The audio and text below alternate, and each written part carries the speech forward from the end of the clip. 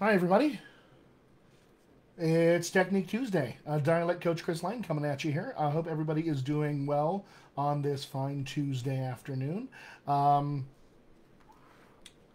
feel like it's been a little while since I've seen you all. I had to pre-record last week's Techniques Tuesday, and hopefully you guys got something out of that. But now I'm back live. So as always, I just want to say welcome. I'm happy to be here to help you guys out. I am here to provide accent support. So anything that relates to accent, voice and speech, your vocal instrument, your accent repertoire in your acting career, anything at all surrounding accents, accent training, you and your managers and agents and accents, casting and accents, anything at all. I want those questions in the comments down below. Please also say hi if you're here. One of my regulars on Technique Tuesday. Please say hello. I'm glad to have you guys back. Always sharing some accent knowledge, some vocal knowledge, and this week's especially important to me for a couple of reasons. When we get into the flow of our professional lives, stuff can happen to us. For instance, we can become overwhelmed, burned out. We could get injured, potentially. We could get sick.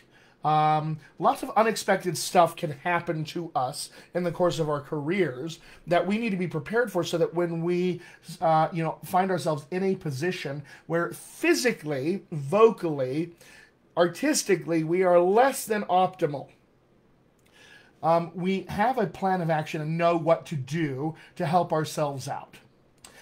The reason I bring this up is, I work with a lot of actors who have been either on the West Coast the last few months and going through, the wildfire season there, and dealing with issues of smoke inhalation and no easy access to fresh air, cramped in apartments with, tiny little air purifiers, things of this nature. And so I've been working with actors on ways to help sustain health and well-being as we try to double down on training so that we can be ready to work when the industry calls us up.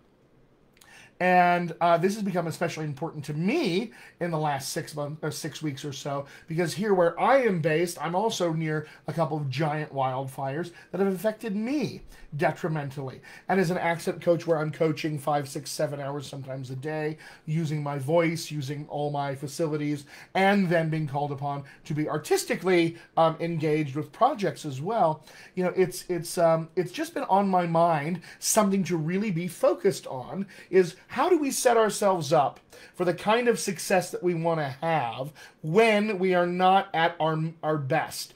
From my perspective, I was breathing, really egregiously smoky air, 2 fires within about 60 miles of me, for almost 6.5 weeks, and got to the point where I actually developed some inflammation in my vocal tract because of the constant irritation of smoke inhalation, as it turns out. These things are not unexpected. And so I found myself in a position where I had to start taking care of myself in a slightly different way so that I could take care of my actors in a slightly different way. And so this has inspired me to start thinking about ways to deliver some technique to you guys, some basic voice, speech, accent technique that's going to be more useful for you in a practical sense as you come up against real life things that are going to run into you in terms of, like I said, it could be fatigue, it could be illness, it could be injury, it could be long hours, it could be any number of things that we run into, and that frankly you're likely to run into in this business. And so it's incumbent upon you, the professional actor, to have a few tools in the toolbox to be able to stave off disaster, so that when you have to show up on set and you're not feeling physically 100%, you have ways to help get you there to spark your talent so that you can be at your best when you need to be at your best. One of the things that I often talk to my, especially younger clients about, and why this is important to treat your instrument differently as a professional. How much does it cost, my friends? And if you know the answer to this, on average, how much does it cost to run a big A-list film set per minute? How much does that cost per minute to run a big A-list film set? You know, Marvel movie, you know, Batman movie, Mission Impossible movie, big summer blockbuster rom-com. How much on average does it cost? It's going to cost on average about $1,000 a minute to run that film set. $1,000 a minute. Think about that. At $1,000 a minute, there's so much going on that film set, and even a big television production, that downtime is a killer. Anything that's going to like rob us from being able to be our best, that's going to be kind of a killer for us. Because it's going to kill the budget, it's going to kill momentum if we have to reschedule. Suddenly, the one domino that knocks all the other dominoes starts everything rolling, and now we have a production thing that we have to figure out. And it's all because, and maybe in some case, an actor that was not necessarily easily replaceable got ill, injured, sick with COVID, any of these other things. And so for you, my friends, as professionals, it really is important that you have things to do to set yourself up for more success throughout your daily life, throughout your artistic life, throughout your professional life, so that when stuff happens, so for instance, if you're in a position like me, where you're in a giant smoke inhalation area for 6.5, 7 weeks, and you get some inflammation in your vocal tract, which, by the way, is how you make all your living through using your vocal tract, you have to be able to know what to do so that you can still be good enough for your clients so they can get good. All right? So you need to think about ways to take care of your instrument in the same way a professional athlete takes care of their instrument to be as healthy as possible all season long. So, where do we start, my friends? Where do we start on all of that? And let me just say hi to some people who showed up here in the comments. We've got Christina Harris. Christina, hello. And Evan Mackey, two of my favorites, coming back to say hi again. I'm glad you guys are here. Any other questions, my friends, pop them in the comments for me. If you're new, say hi. If you haven't been here and seen me before, say hi. I want to meet you. I'm here to help you. I am here to help. You're never, ever bothering me by asking a question in any of this. That's very kind. Evan says, check out his workshop. Chris knows his stuff, and he's learned so much taking my workshop. Evan has been in my accent skills workshop, and he's now a private client of mine. And yeah, if you guys want to know what it's like to take accent skills with me, talk to Evan. He can tell you all about what that is like and the experience he's had doing that. So let's dive back in. How do we start taking care of ourselves as we go through our professional careers? Aha. So the first and biggest thing I'm always going to focus on is a combination of two things. Thing number one, mental. Thing number two, physical. All right. So mental and physical health. All right. Mental and physical acuity, flexibility. How do I put those two pieces together so that they can serve me and I'm not at the mercy of them all the time? David Chase says hello. Bianca Moriera, I hope I'm saying that right. If not, you can let me know. Bianca and David, hello, welcome. But physical and mental pieces together. Let's talk briefly about the mental piece, and then I'll focus on the physical side of it, which is where I'm going to spend most of my time talking today. So the mental piece of it.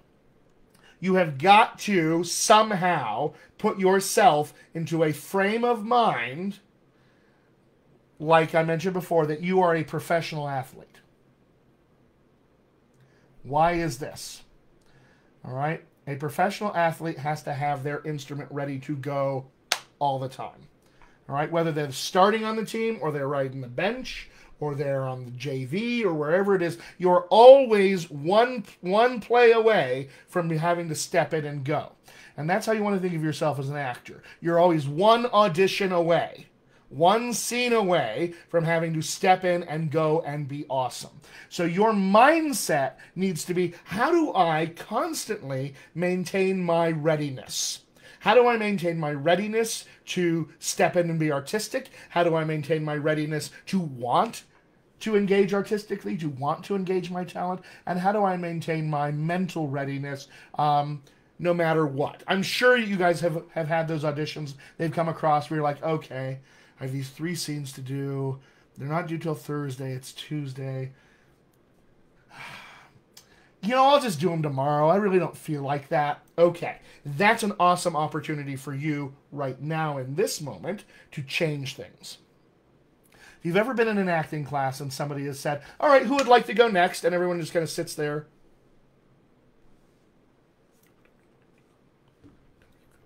And everyone's just sort of waiting for everyone else to go.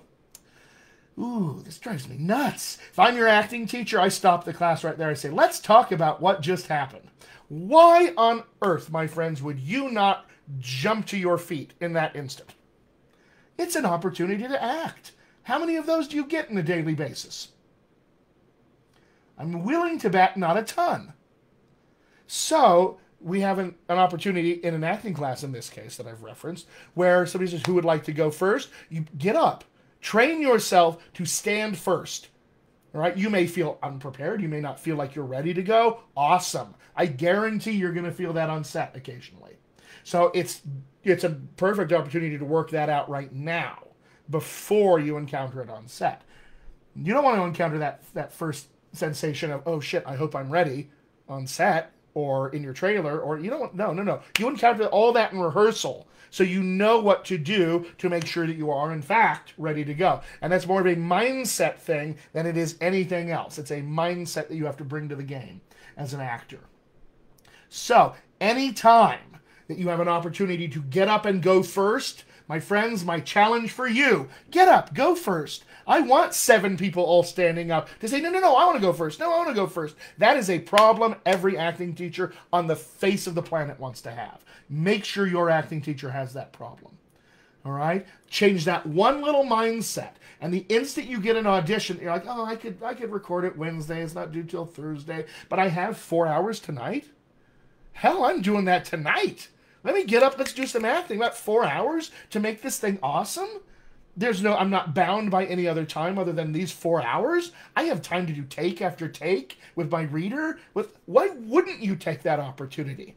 So that, my friends, that's the first step, is that mentality. Next man up. Right? Next woman up. One play away from being on that starting lineup. You're one play away. So be ready like you're going to be ready. All right, prepare like it's you that's starting. And I guarantee, in small ways over time, this will change your mindset so that when you walk onto a big set for the first time, you've been there before. Because you're prepared to be successful there. So the first thing, keep it simple. Stand up first. Always, always leap at the opportunity to record that audition right away, or to do your scene or your monologue right away, or to try the thing right away. Make that part of your mental mindset, and everything else will follow. Your perspectives are everything in this business. Never, ever, ever underestimate the power of positive self-talk. You can talk yourself into being able to do things, and you can talk yourself out of the ability to do things as well. So this is one instance where we want to talk ourselves into being able to do things. All right, if I relate this to accents, the first time you try an accent, your bullshit meter will go off hardcore. You're going to feel like the biggest freaking fraud and phony on the face of the planet. You're going to feel like you're appropriating somebody else's culture and identity and people, because as an actor, that's what we have to do to get into an accent. We have to assume that cultural identity, and if it's not ours, we feel, oh, I don't feel like I'm, what do? Leap at the opportunity. Get excited about the opportunity to try it out, and also to feel uncomfortable. Ooh. Get comfortable feeling uncomfortable. That's one of my favorite things. If you work with me privately, you'll hear me say this. I will never care that you're uncomfortable. Ever. Ever, ever, ever. Never, never, never. I will push you out of your comfort zone. I want you to be in that uncomfortable. That's where cool art happens, on that line between comfort and discomfort. I want that for you. So if you train your mind to get used to that now in your art, ooh, it's available for you. You've got to step into all of your work, new accent for the first time, new scene, big audition, whatever it is, prepped, ready to go, ready to share your artistic soul, and with something to say. But not with any assumption of how this scene is supposed to go. You've got to get into the scene like they put you into a roller coaster, backwards with a blindfold on, and every time you get in this roller coaster, it changes. You've got to love riding that roller coaster. That's a fun roller coaster. All right, my friends, that's the mental aspect. That is the mental aspect of it. Physical aspect. This is almost a little simpler because there are more things that are tangible, doable right away. All right?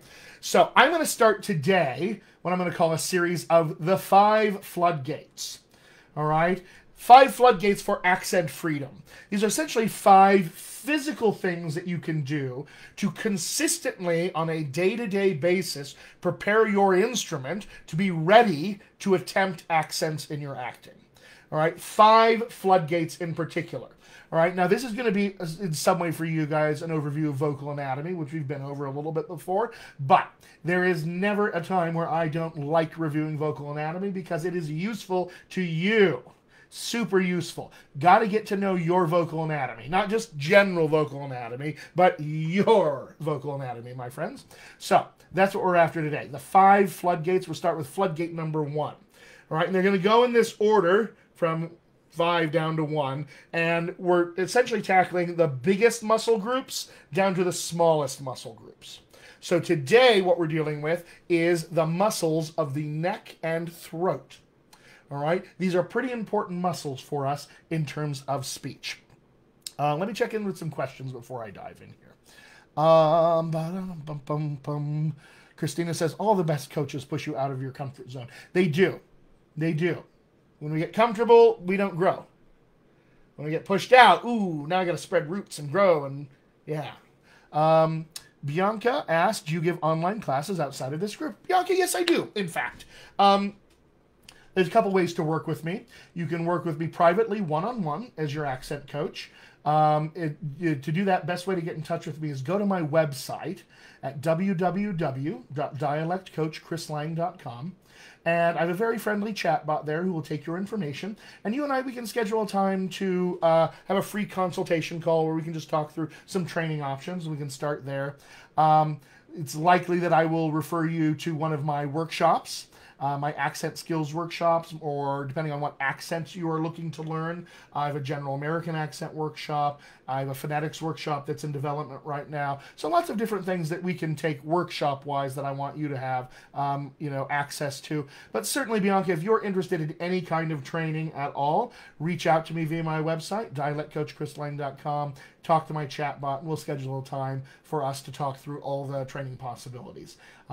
Never, ever feel weird about reaching out with questions. I'm here to help. Let's see. Any other questions? All right, that seems to be it for now. But Bianca, here in the chat, you'll look at, for instance, Evan is here. Evan has taken my workshops. If you have any questions about what it's like to train with me, just check in with Evan. I'm sure he'll have some insights as a student, from a student's perspective, what it's like to take my classes. All right. 5 floodgates. Let's look at this floodgate number 1. The muscles of the neck and the throat. All right. These muscles all throughout here. Now, these muscles actually are going to go down into our torso as well. Okay. So I'm going to talk a little bit about how all this is interconnected. Do y'all know that song? I was taught this when I was a kid in kindergarten, elementary school, somewhere in there. The song goes like this. And if you know it, you'll sing along. It goes, this thing's connected to that thing's connected to the other thing's connected to, yes, another thing, and so on and so forth. You guys know that song? Yeah, okay. So that song resonates with me hardcore because you know what? It's true. It's absolutely true. That song is true.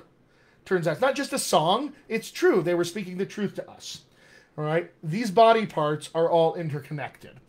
And because our body parts are interconnected, what we do with one piece of our body indelibly affects another piece of our body. So it's important to understand their interconnected nature so that we can understand how they are working, these body parts, when they are working, and what they are working with or in concert with when they're working together. A lot of this is intuitive, to be honest. You can intuit some of this, but a lot of it's going to be very subconscious. You won't have an awareness of it. And our goal is for you to gain awareness of your body in these ways so that you can be the one in charge of deciding how all this stuff gets to work. All right? Let's do a quick experiment, everybody. Take your hands like this. All right? And I just want you to slowly clench those fists. I want you to clench those fists. All right? You're going to clench those fists really hard. Clench them hard as you can clench them. So all these little fingers, clench, clench, clench, clench. Everything in there, clench, clench, clench, clench, all through here. Clench, clench. Come on, clench. Even harder. You're going to clench some more. They should be shaking now. Don't forget to breathe, but clench, clench, clench, clench, clench. And now release. Okay. So all I had you do was clench your fists. What other muscles did you clench in the service of clenching your fists? All right, so certainly we start with these muscles here, all through here. We start clenching these muscles here.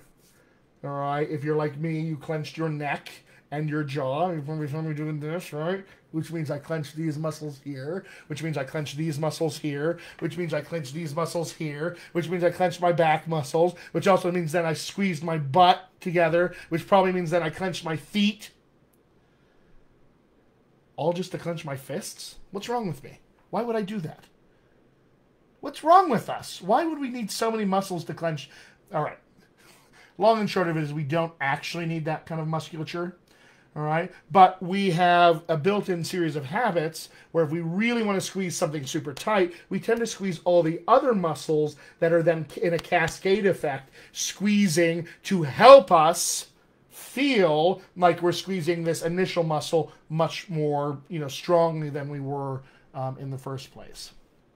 All right, so now let's fast forward to how do we use this musculature when we speak? All right, vocal anatomy.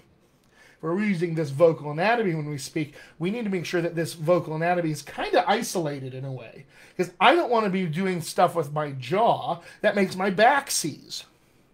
Or that I have to squeeze my armpits to do something here with my jaw. Or that when I use these muscles right here, that I'm squeezing my abdomen for some reason that I don't need to be. We need to have the ability to separate these things. So it's important for us to have an experience of what it's like to not separate them as well, right? Which we do on a constant daily basis. So let's talk about a couple of muscles. The first one that I want to deal with, my friends, is this muscle right here. Okay? So this muscle, and you have it on both sides. Now, I have a short, stumpy neck. If you have a long neck, you're going to have a longer one of these muscles, but mine's about that long. You may have one that's, that long, depending on how long your neck is. This muscle is called the platysma. All right, now the platysma muscle, if you can find your collarbones, right here, find your collarbones, you'll discover a muscle that kind of, if the collarbone sits like this, it inserts underneath this collarbone from the top. All right, and you can walk your finger up this muscle into your jawbone, and it's going to insert underneath the jawbone all along here. All right, this is the platysma muscle. All right, now this is a muscle that one of the easiest ways to share what this muscle is, if you're like me and you're a Star Trek fan, all right, the Cardassians, those aliens with the big neck muscle things, this is that muscle that's very prominent for them, all right? Another way I can show this to you is by doing this. If I stick my jaw out, you can see a little bit of tension right here, okay? That's the platysma. We want to stretch this muscle out quite a bit. So I'm actually going to scoot back in my chair and sit on the edge of my chair so I have a longer spine and can show this more easily to you. So what we want to do to stretch this muscle out first, all right, is we want to take our hands and pull down on our collarbones. All right, so pull down on the collarbones, and I want you to stick your little chin out like this. Okay, a little bulldog chin. And I want you to take this chin and start over here on the right shoulder. I want you to draw a circle on the ceiling with your chin. It'll look like this. And you're going to breathe the whole time. Pull down here.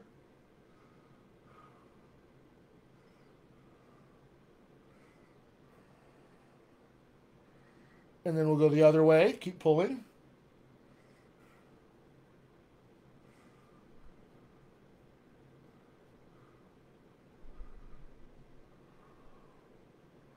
And make sure you breathe the whole time, all right? So that's just sticking the chin out a little bit. Now take a second and see if you can feel any difference in this muscle.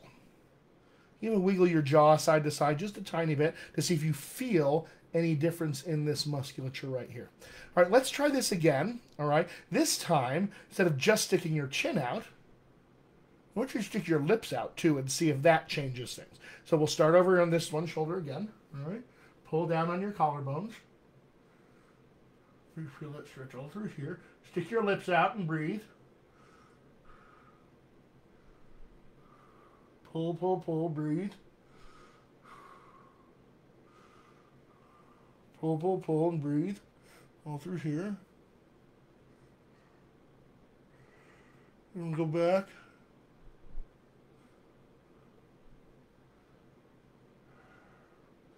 All right, now release that. Again, feel your jaw kind of...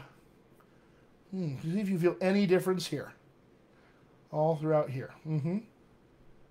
Now we'll do that again, but this time instead of just sticking the chin out and the lips, you can stick your tongue out too, all right? So here we go. Start on this shoulder again. Pull down. Chin, lips, and tongue. Breathe. Pull. Again.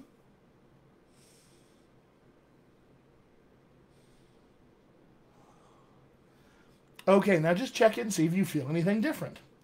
All right? I don't want to tell you what it is that you're supposed to feel here. I want you to see if you can feel what actually is here to experience. What do I feel? Does this muscle feel different to me? Is this a new muscle? Do I even have a way to describe it? Either way, it's fine. All right? You can even start massaging under here a little bit, just along your jawline, all the way up into this jaw corner here. All right? And down the other side.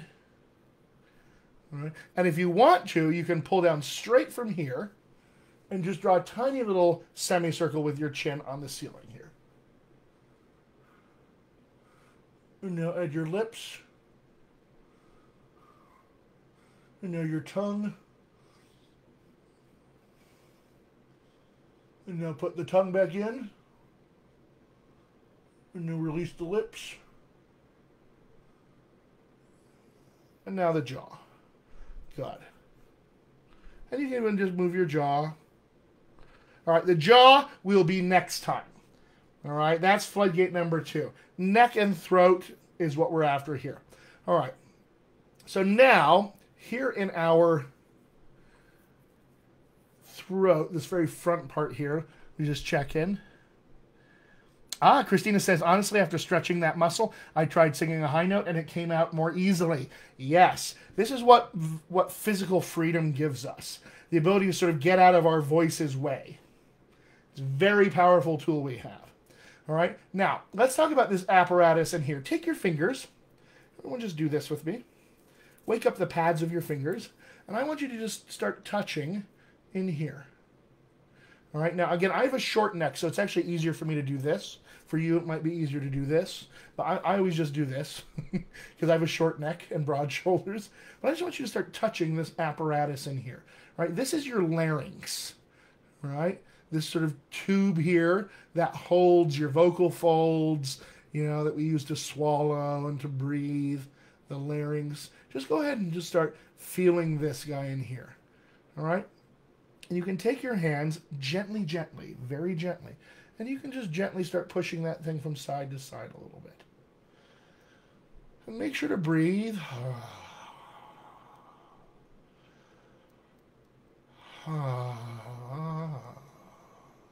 Don't worry about your voice being pretty or anything as you sigh out. Let it be messy and crackly and strange.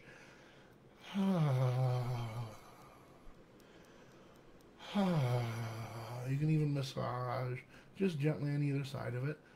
You can feel if you've got swollen glands or anything. If you're sick, that's where you'd feel. You can massage up into there. Very nice. And again, let that go for a second. And just breathe. What do you feel that's any different? take a note for yourself. I feel this thing here, or this feels like X, Y, and Z to me. These are all things you, my friends, need to know. All right, so then we got the platysma. We've woken up the larynx just a little bit, okay? Now what I want to do is focus on the neck more specifically. Got a cool question here. Christina says, I love this question, by the way. My larynx clicks when I move it to the right, but not to the left. Weird? Question mark. Totally weird. It's something's very wrong. I'm kidding. I'm kidding here. So when we get clicking, keep in mind that this is made mostly out of cartilage with a little bit of bone. And so as we move it from side to side, the muscles that are attached to it on either side, some of them may be tighter, some looser. So as we move it from one side to the other, we may get a little shift of alignment on all these pieces of cartilage stacked on top of each other. So this may then decide to equal a little bit of clicking and popping. It's very normal and natural for that to happen. So nothing to be worried about or concerned about in terms of that. Okay, my friends, let's see here. Any other questions that I'm seeing? Bibin Shrestha says, I needed this. Lol. Welcome. This stuff, this is self-care. We've got to take care of these instruments so that they do what we need them to on set. All right, welcome. Do this every day, all right? So that's the front part here. We've got the platysma, the larynx. Let's move on to the back part, and then we'll do the sides. So here in the back, we have these two muscles that sort of run from our occipital bones, where you can find these 2 points in the back of your skull, down around here into the big sort of handlebars, these deltoids that we can grab on, or trapezius muscles rather, that we can grab onto here that we love to get massaged. All right, so we need to deal with these 2 big muscles that run down from your occipitals down the back. All right. The easiest way to stretch this, all right, I want you to sit forward on your chair so you can have a longish spine. I want you to just let your chin drop to your chest. I want you to take your hands and fold them and just lay them here right on the back of your head. And I want you to let the weight of your arms carry your head down, all right? Gently, easily, no pulling. Just let the weight of your arms do this. And breathe. We're going to do 10 breaths here. All right? Breathing. With each breath, allow your arms to just get heavier. Stretching that back of your neck.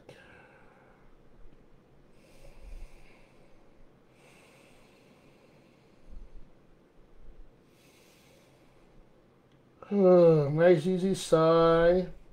And now, that's 5 breaths. Just gently use your hands to wiggle your head side to side.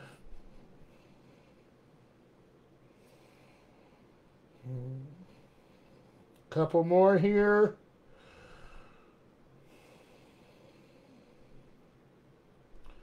Last one.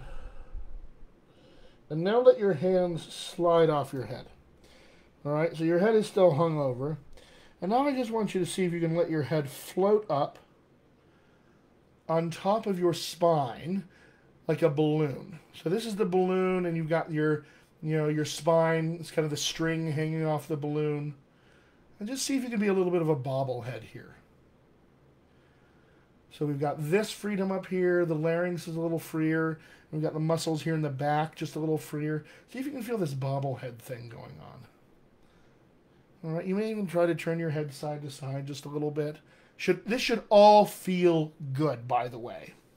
All right, Christina says, my jaw really wants to clench in my teeth. What should our jaw be doing here? Okay, good question on this. As you go forward, you may get some compression here. My best advice is do this.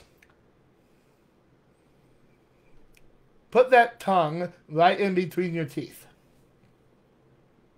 And just let everything hang. And you'll discover that your jaw has the ability to release forward rather than compress downward. Because you're not going to bite through your tongue here. All right? But that's a great question, Christina. See if you can put that tongue right here and just do this. And you come up like this.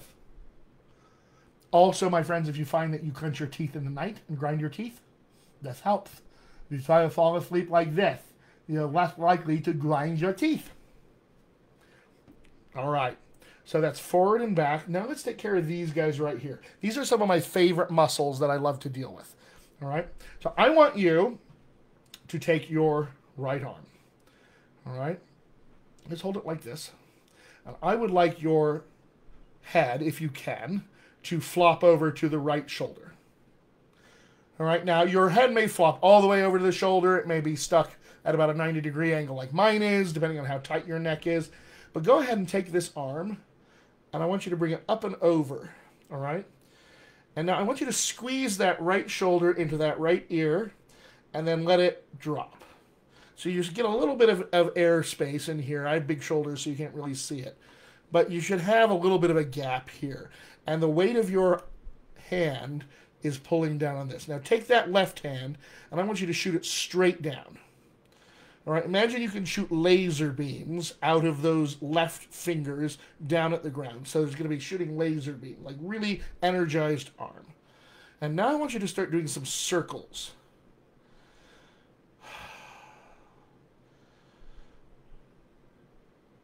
Just one way for me, this way, it's counterclockwise circles, palm down as you breathe. And now reverse direction of the circles, clockwise circles, palm down as you breathe. And now turn the palm up on that hand, so you're like this now. Same direction of circles. As you breathe, press those shoulders down and reverse the direction of the circles. And now I want you to, with your arms straight out, I'll scoot over so you can see this, flex that palm. Pull those fingertips really far apart and wave. And now there's an elevator button just out of reach. See if you can get it. And now you have to get it with your thumb. And now let that go. Don't let your head go back over quite yet. All right, so we've got this going on. And now let this arm fall. Roll your head to the middle. And then let it float up a little bit like a balloon, a bobblehead. Now, you may discover, if you put your arms out in front, one of your arms is slightly longer than the other. Because we've stretched some of this stuff. It's magic. Okay? So let's do that with the other side now. So, head falls over to the left shoulder. Left arm comes up and over. Squeeze that shoulder into the ear and let it drop. Feel that stretch there. Send lasers down out of those right fingertips, down into the ground. And now do some circles. Palm down first. Breathing. Nice easy sighs. And reverse direction.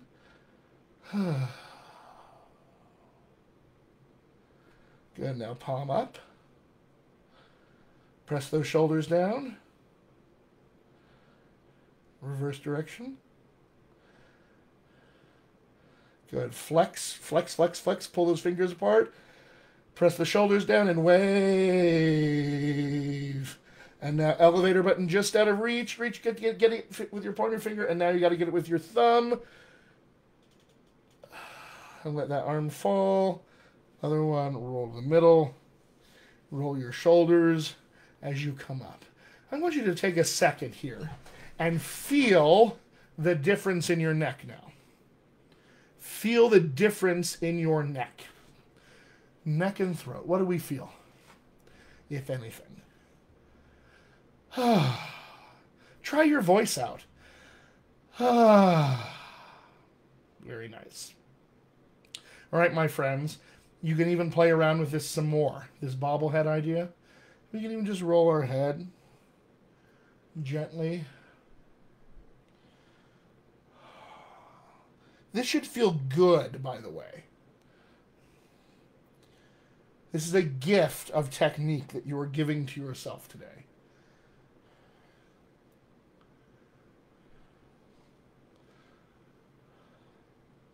You can go just this way, forward and back. You can go this way. Side to side. You can go this way.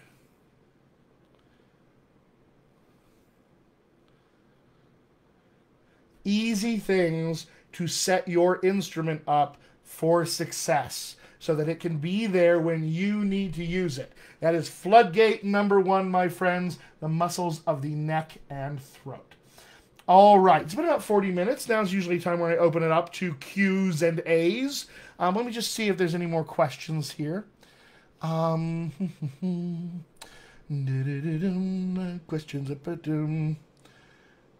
All right. Okay, Christina says, that head on shoulder exercise, my neck feels tighter on these sides.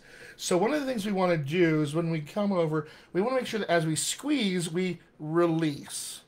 So that we're actually releasing this musculature and we're not compressing up into here. So just be cognizant of that. All right. And she says, on a side note, my neck was injured in the Army. So could that be it? Absolutely. Depending on the nature of that injury, you could be dealing with some stuff. Whenever you're going to go and get involved in some physical practice like this, especially for your acting career, just double check, you know, what are my existing injuries? Everything can be adapted, my friends. Everything. And I do mean everything. There's always an adaptation so that we can avoid further injury for you. All right, guys, accents, accent training. Any questions along those lines? I got a question this week that has stuck with me. When is it? Maybe late last week, Thursday, I think it was. I had an actor call me on the phone who's really, really interested in, like, okay, I'm ready to get my career started, and I need the accent stuff because I'm not from America. I want to play American roles. How do I get into stuff? What should I do first? All right. First thing I said was, okay, well, are you enrolled in Wendy's course? Yes. Great. Okay. So barring that, because that's the very first thing I want you to do no matter what. Start taking Wendy's course, start getting your materials together, your branding, start thinking about this business the right way, then come to me and we'll start building your expansive casting opportunities with accent work. So first things first, take Wendy's class. Then, what do I do next? And I'm always going to say this.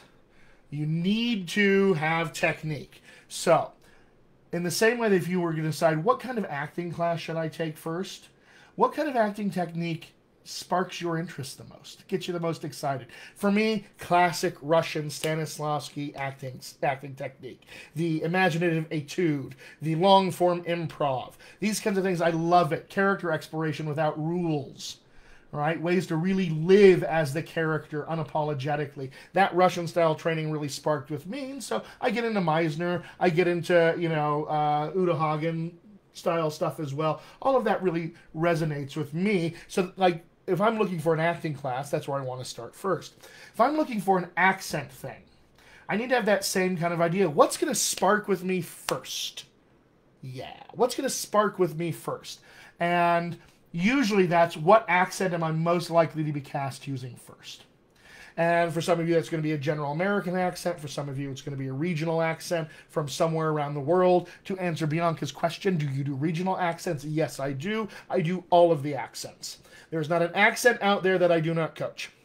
Not a language out there that I can't coach. So anything you need, you come to me. So when you're going to start learning that first accent that really you want to spark with interest and excitement, all right, you need to understand you also have to have accent technique. You can't just go and start learning accents. In the same way that if you came to me and wanted to learn how to play tennis, now I could teach you how to play tennis, but we're going to have to go to the court and we're going to have to, here's your racket, here's how you hold it for the forehand and the backhand, here's a single-handed, here's a double-handed, here's how to hit flat, here's how to hit with spin, here's the difference, here's when we talk about serving, these are the rules, first serve, second serve, let, here's how we do that with spin or not, here's kind of, here's some strategy moving around the court, let's learn overhand smash, how to volley, you got to keep that wrist strong, we got to do all of this stuff. You have to, and then you have to practice that endlessly, just so you can go play tennis. That's all just so you can go get on a court with somebody and play a few sets of competitive tennis. All right? the accent technique is the same idea. You can't just start learning accents. All right? You have to learn accent technique so that you can learn accents. So that's the very first place that I would invite you to start. All right? Accent technique, though, likes to be learned with accents in mind. So we want to know, okay, what's the first accent? If it's General American, then I'd say, yeah, let's start playing with that General American as we're learning the accent skills. And Bianca asked, does that include UK regional accents? It includes every accent on the face of the planet. UK regional accents, European accents, Asian accents, African accents, Central American, Caribbean, South American, North American, anywhere on the world. Australian, you name it, I can coach it for you. Any accent you ever will want to learn and use in your career, you come to me, I'll make sure you get squared away. But you need accent skills to do that, all right? You have to have accent skills for this, which means you need to have a knowledge of your vocal anatomy, awareness of it, flexibility and mechanical control over it, so that it doesn't just do the things that it does in your own accent on a day-to-day basis. We need it to do more things than that. And we need it to be sort of at our beck and call. So when I say, hey jaw, hey lips, hey tongue, do these things instead of what we usually do, I can know that it will do them and trust that it will do them.